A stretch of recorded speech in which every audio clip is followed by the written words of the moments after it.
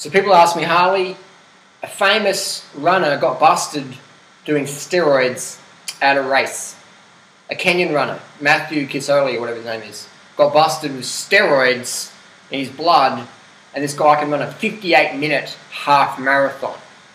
What's the deal, Harley? Why is this guy cheating? Well, here's the thing, man.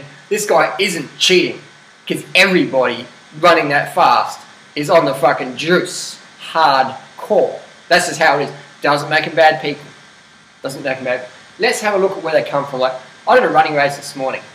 I've won this local running race 15 times. It's a 5K. Today, I was winning the race. We come to the 2nd kilometre. I got a crazy stitch. It was just like 9 out of 10. I just slow right down. 2nd place guy, Jimmy, come past, just flying past. And I thought, can't do nothing. I end up pulling out the race. If I was a Kenyan or from a country where the average income was $800 a year and I was running to feed myself and feed my family, I wouldn't have any choice but to win the race and do whatever it took to win the race. Like, I run for fun and for Strava points. I don't have to feed myself while winning races. Can you imagine that sort of pressure? That pressure forces athletes to take drugs.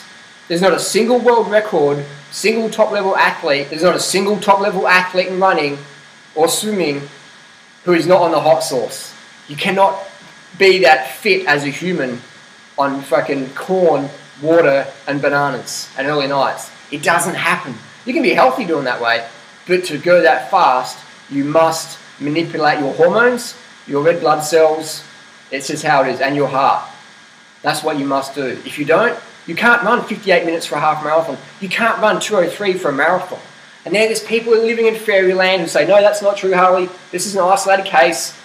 Like, okay, let's say that there's people out there who can run 58 clean, totally clean.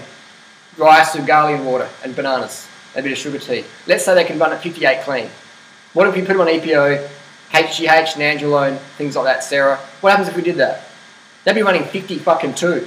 They'd be running 155 for the marathon. None of this 203 bullshit. If people are running 203 clean, they're running 155, 152 on EPO. That's just how it is.